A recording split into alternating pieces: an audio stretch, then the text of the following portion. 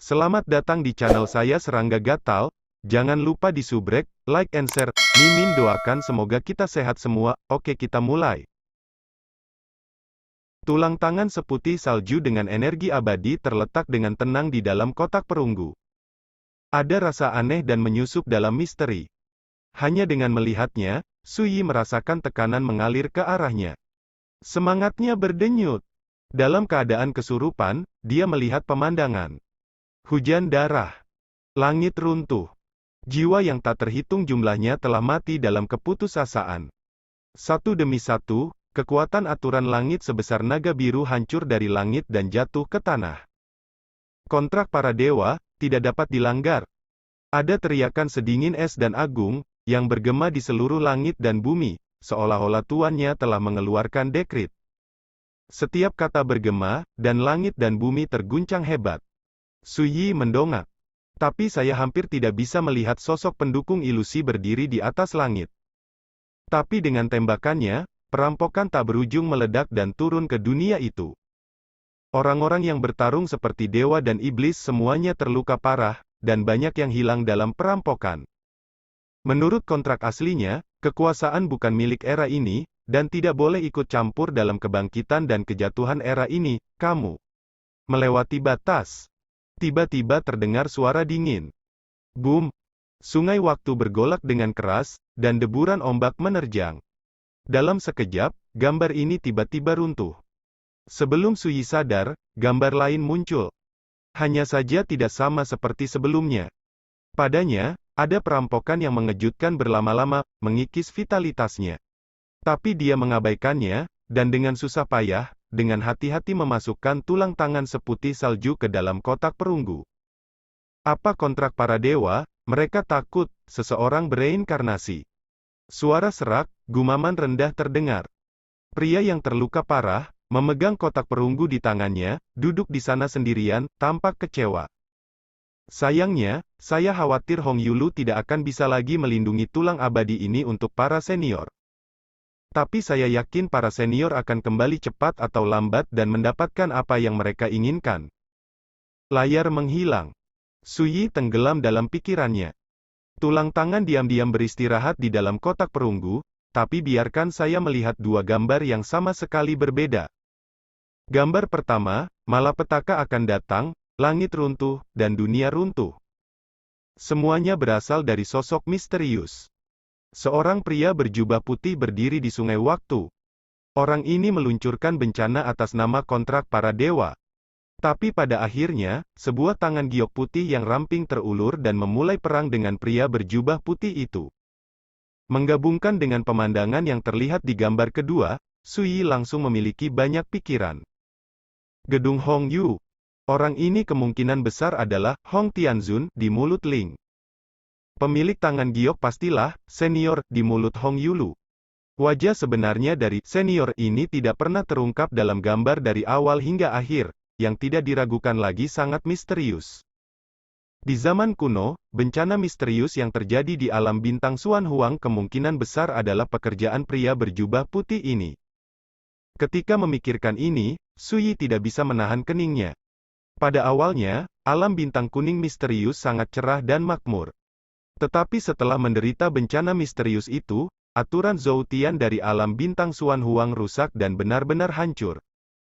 Sejak itu, tidak ada jalan menuju langit di dunia.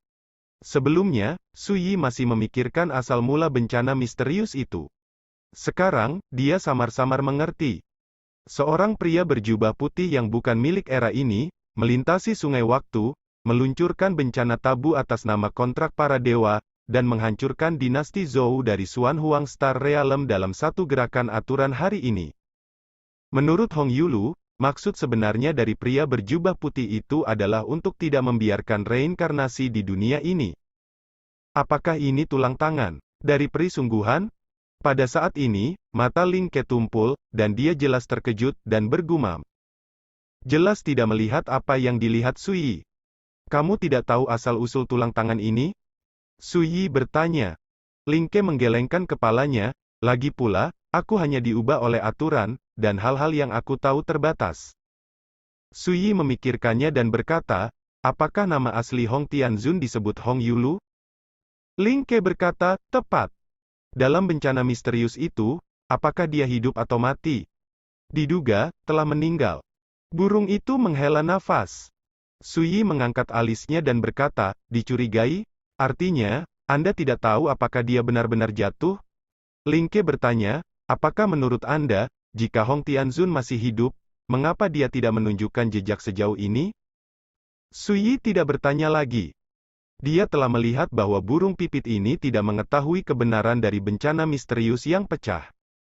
Saya melewati titik ini, tetapi saya mendapat tulang tangan yang ditinggalkan oleh Hong Yulu.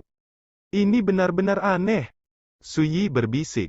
Dia ingat bahwa dalam gambar yang dia lihat sebelumnya, Hong Yulu pernah berkata bahwa senior akan kembali cepat atau lambat. Tidak diragukan lagi, Hong Yulu tampaknya yakin bahwa tuan tulang tangan ini akan muncul di masa depan. Bagaimana Anda bisa memanggil Hong Tianzun dengan nama depannya? Ling Ke sedikit tidak senang dan memarahi Suyi. Suyi mengabaikannya. Seolah-olah bertekad, dia meraih tulang tangan di dalam kotak perunggu. Boom! Siang Wang terjadi, menjabat tangan Suyi dengan keras. Suyi segera menghidupkan kultivasinya dan memulai lagi. Akibatnya kembali terguncang. Telapak tangan dan jari Suyi terasa sakit, dan dia tidak bisa menahan diri untuk tidak terkejut. Kekuatan yang terkandung dalam tulang tangan ini secara tak terduga menakutkan. Ling Ke tertawa sangat tidak ramah, dan berkata, meskipun hadiah ini diperoleh olehmu, tampaknya tulang abadi itu tidak mengenalimu. Mengapa saya perlu persetujuan tulang? Suyi tertawa. Dia menembak lagi. Hanya kali ini, kebenaran mendalam dari reinkarnasi terakhir telah digunakan. Om! Tiba-tiba, pemandangan yang luar biasa terjadi. Saat ujung jari Suyi menyentuh tulang tangan ini. Boom! Sebuah kekuatan dingin dan misterius tiba-tiba muncul. Dalam keadaan kesurupan, Suyi melihat segel terlarang yang misterius, berbentuk seperti altar Tao. Reinkarnasi? Tiba-tiba, segel terlarang yang misterius itu bergetar, cahaya abadi muncul, dan sosok samar itu tampak berjuang untuk keluar, terlihat sangat bersemangat. Siapa kamu? Suyi bertanya dengan akal sehatnya. Dia juga terkejut, dia tidak menyangka ada tanda rahasia misterius yang tertinggal di tulang tangan misterius itu. Saya. Sosok samar itu tercengang, ya, siapa aku? Suaranya tak terlukiskan. Segera, sosok buram itu memeluk kepalanya dengan keras, seolah-olah kesakitan. Kenapa aku tidak bisa mengingat apapun? Siapa yang menyegelku di sini? Suyi mengangkat alisnya dan berkata, apakah kamu mengenali Hong Yulu? Sosok kabur itu menggelengkan kepalanya, siapa dia? Mungkinkah itu ada hubungannya denganku? Suyi mau tak mau kecewa. Sekilas, sosok samar ini diduga hanya sisa-sisa jiwa, dan dia telah kehilangan ingatannya. Bagaimana Anda bisa mengenali reinkarnasi? Suyi bertanya lagi. Reinkarnasi. Sosok kabur itu terus mengulangi dua kata itu di bibirnya. Pada akhirnya, dia berkata dengan getir, aku tidak ingat. Bagaimana ini bisa? Omong-omong, kamu pasti tahu siapa aku kan? Sosok kabur itu tiba-tiba mengangkat kepalanya, memandang Suyi dari segel rahasia jiwa seperti platform Tao, dan ada antisipasi dalam suaranya. Pada saat ini, sebuah sosok tiba-tiba muncul di benak Suyi. Sosok itu berdiri di sungai panjang waktu kosong, mengenakan jubah putih, dengan tombak yang diselimuti cahaya peri tergantung di depannya, bangga sebagai master. Apakah itu orangnya? Mata Suyi sedikit menyipit. Dia ingat gambar yang dia lihat sebelumnya, pemilik tulang tangan ini telah menembak, merobek langit, memasuki sungai waktu yang panjang, dan membunuh pria berjubah putih. Jika tebakannya benar, maka sisa jiwa yang tersegel di tulang tangan ini kemungkinan besar berasal dari pria berjubah putih ini. Pria kuat yang bukan milik era ini. Memikirkan hal ini, Suyi memandang dengan serius.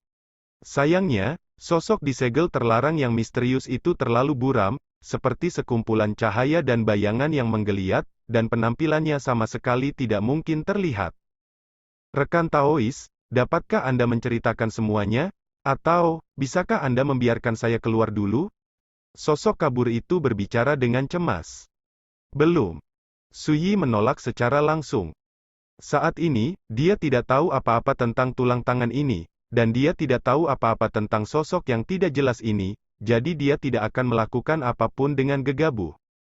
Kenapa? Kamu bisa dengan mudah memecahkan segel terlarang ini? Sosok samar itu berteriak, penuh keengganan. Suyi mengabaikannya dan membuang pikiran spiritualnya. Tulang tangan yang ramping dan seputih salju tidak berubah, tetapi Suyi menyadari bahwa pemilik tulang tangan ini mungkin lebih kuat dari yang dibayangkan.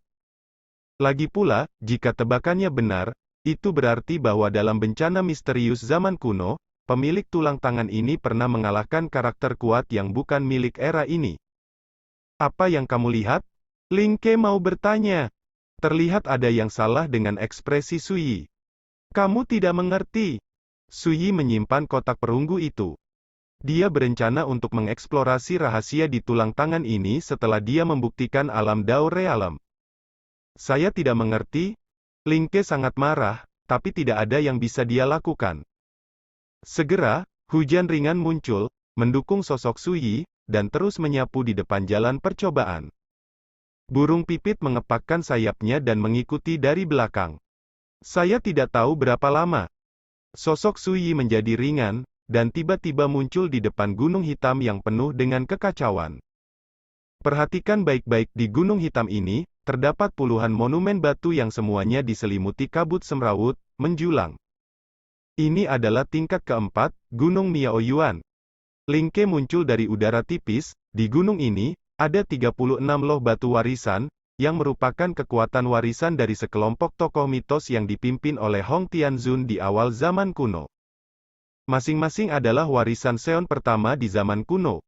Mereka yang ditakdirkan bisa mendapatkannya? Nada suara Ling dipenuhi dengan sedikit desahan. Sayangnya, di tahun-tahun sejak zaman kuno, selain Anda, tidak ada penguji lain yang pernah tiba di sini. Suyi mengangkat matanya dan melihat ke gunung hitam, dan berkata, apakah kekuatan warisan Hong Tianzun juga ada di Gunung Miaoyuan ini? Ling berkata tanpa ragu, ya. Namun, warisan Hong Tianzun tidak tercetak di tablet batu, tetapi terintegrasi ke dalam kekuatan aturan Gunung Miaoyuan ini. Suyi mengangguk dan berkata, lalu bagaimana aku bisa melewatinya? Tiba-tiba terdengar suara tua dan acuh tak acuh. Tingkat ini, fokusnya pada hukum takdir. Jika hukum takdir tidak ada, sia-sia usaha kerasnya. Di kaki gunung, seorang lelaki tua berjalan keluar dari kabut yang kacau. Terutama, dia membawa kotak pedang merah. Saat dia muncul, keagungan yang tak terlihat menyebar. Suyi menyipitkan matanya. Monster tua di dalam gua? Pada saat ini, Ling Ke juga menjadi patuh dan hormat, dan berkata, penguji, ini adalah 3 pengorbanan utama. Dahulu kala, dia berjalan di samping Hong Tianzun, dan dia berada di bawah perintah Hong Tianzun. Pendekar pedang paling kuat. Setelah jeda, dilanjutkan, tingkat keempat ini dijaga oleh 3 imam kepala. Suyi terkejut. Dia ingat bahwa ketika dia mendapatkan artefak divine yang kacau, Xuan Huang Fortune Fin, di tahap kedua, Gunung Guangxuan, Ling Ke pernah berkata bahwa jika 3 pendeta pengorbanan melihatnya, itu akan menjadi kecemburuan sudah cukup untuk menimbulkan pemikiran untuk membunuh orang dan mencuri harta. Tidak diragukan lagi, yang dikatakan Ling Ke adalah pria tua berkabung. Ling, kamu mundur. Pria tua berbaju linen memiliki nada acuh tak acuh, dan matanya tak tergoyahkan. Ya. Ling Ke dengan patuh mundur ke samping. Pria tua berbaju linen itu memandang Suyi. Pada saat itu, seolah-olah pedang yang dingin dan keras ditekan ke tenggorokannya, menyebabkan Suyi sedikit mengernyit. Uji coba, sejak kamu memasuki area terlarang Immortal Fall, aku sudah tahu setiap gerakanmu. Bunuh. Tidak jauh dari situ, Ling Ke tercengang dan tampak tidak percaya. Suyi mendengus dan berkata, mengapa ini? Kamu tidak perlu tahu alasannya. Pria tua berbaju linen itu berkata tanpa ekspresi, sekarang, aku akan memberimu 2 pilihan. 1. Jika kamu memblokir 3 pedangku, kamu dapat lulus ujian. Kamu dapat pergi ke Gunung Miaoyuan untuk memilih jalan untuk mewarisi. Begitu kata-kata ini keluar, Ling Ke mau tidak mau berkata, Tuan Imam, bukankah ini sedikit tidak adil? Pria tua berbaju linen melirik Ling dengan dingin, saya diperintahkan untuk menjaga di sini dan bertindak sesuai aturan, mengapa tidak adil untuk mengatakannya? Warisan, bisakah penguji manapun mendapatkannya? Ling Ke terdiam, menundukkan kepalanya, dan tidak berani menatap mata lelaki tua berpakaian karung itu. Meskipun Sui tidak tahu mengapa lelaki tua ini begitu memusuhi dia, bagaimana mungkin dia tidak tahu bahwa dia diperlakukan berbeda? Merak tua, kamu bisa bertindak sesuai aturan, tapi tidak emosional. Desah pelan terdengar. Saya melihat seorang pria berjubah hitam dengan pelipis putih muncul dari udara. Ling Ke segera berkata, penguji, ini adalah pendeta kedua. Perlakuan tidak adil yang Anda derita di area luar area terlarang Xianyun diselesaikan oleh pendeta kedua. Sui langsung mengerti. Tidak diragukan lagi bahwa ada perbedaan antara imam kedua dan imam ketiga dalam hal memperlakukan dirinya sendiri. Manusia bukanlah tumbuhan dan pohon, dan dapat menjadi kejam. Burung spiritual inilah yang diubah oleh kekuatan aturan. Dalam beberapa tahun terakhir, ia telah meniru emosi dan keinginan semua makhluk hidup makhluk, dan memiliki sedikit spiritualitas. Pria tua berbaju linen tampak acuh tak acuh seperti sebelumnya. Juga, saya telah mengakui bahwa saya tidak memiliki perasaan yang baik terhadap penguji ini, dan saya tidak pernah menyembunyikan penolakan dan permusuhan saya. Tapi, hanya karena saya mengikuti aturan Hong Tianzun, saya tidak melakukan sesuatu yang arogan. Jika tidak, apakah menurut Anda dia bisa datang ke sini hidup-hidup? Pria berjubah hitam itu mengerutkan kening dan berkata, kamu harus tahu bahwa dia adalah penguji pertama yang telah melewati level ketiga sejak zaman kuno. Ini juga orang pertama yang tiba di depan gunung suci ini sejak zaman kuno. Omong-omong, dia menatap lelaki tua berkabung itu, dan berkata-kata demi kata, mungkinkah karena Kaisar Nether tidak berperang melawan bencana misterius itu, Anda akan kebencian, semua dicurahkan pada penguji yang tidak bersalah? Ada kemarahan dalam suaranya. Dan mendengar ini, Sui mau tidak mau tercengang, mengapa ini terlibat dengan Kaisar Nether itu? Pria tua berbaju linen tampak tenang dan berkata, hal semacam ini, dalam beberapa tahun terakhir, Anda dan saya telah berdebat berkali-kali, dan tidak ada yang bisa meyakinkan siapapun, jadi, lebih baik bertindak sesuai aturan. Berbicara, dia menunjuk tidak jauh, dan memandang pria berjubah hitam dengan acuh tak acuh, aku akan menjaga level ini, kamu harus minggir, jika tidak, kamu akan dilanggar aturan. Kamu. Pria berjubah hitam itu jelas kesal dan hendak mengatakan sesuatu. Pria tua berbaju linen menoleh untuk melihat Sui, dan berkata, pilihan pertama, sudah saya katakan, pilihan kedua, Anda mengambil inisiatif untuk berhenti, memilih untuk menjadi pelayan Tao, jaga daerah terlarang laut kekacauan. Jadi, tidak perlu khawatir lagi akan kecelakaan. Sebagai seorang pembudidaya pedang, Anda pasti tidak akan membiarkan hati Dao Anda dibersihkan dan melakukan beberapa hal yang memalukan. Tapi sekarang Anda, sebelum selesai berbicara, lelaki tua berpakaian karung itu menyela, apakah hati Dao saya berdebu atau tidak, saya memahaminya sendiri. Sebaliknya, jika Anda mengganggu terobosan penguji, Anda ikut campur dan menghancurkan Hong Kong. Aturan Tuhan. Namun pada akhirnya, dia menahan diri. Itu membuatmu tertawa. Setelah jeda, ekspresinya menjadi serius. Dan dia berkata dengan serius, tapi jangan khawatir, apapun yang kamu pilih, aku berjanji kamu tidak akan mendapat masalah. Suaranya kuat. Di kejauhan, lelaki tua berbaju linen itu mengerutkan kening, tetapi pada akhirnya tidak mengatakan apa-apa. Melihat Sui menyeringai, dia berkata dengan ringan, aku tidak akan pernah mempertaruhkan hidup atau matiku pada janji orang lain. Pria berjubah hitam itu terkejut, tersenyum pahit, dan tanpa sadar memperlakukan kata-kata ini sebagai kata-kata marah. Anda dapat memilih. Pria tua berbaju linen itu berkata tanpa ekspresi. Dia membawa kotak pedang merah dan berdiri di sana sendirian, tubuhnya penuh dengan aura dingin dan keras, dan dia sama sekali tidak menyembunyikan penolakan dan ketidakpeduliannya terhadap Sui. Suasananya membosankan dan menyedihkan. Ling Ke terdiam, seolah-olah dia juga malu, menundukkan kepalanya dan tidak berani menatap Sui lagi. Suyi membersihkan kemejanya dan berkata, saya tidak ingin salah satu dari dua opsi ini. Mengapa dia peduli dengan warisan Dao di Gunung Miaoyuan? Jangan. Pria berjubah hitam dan burung gereja tercengang.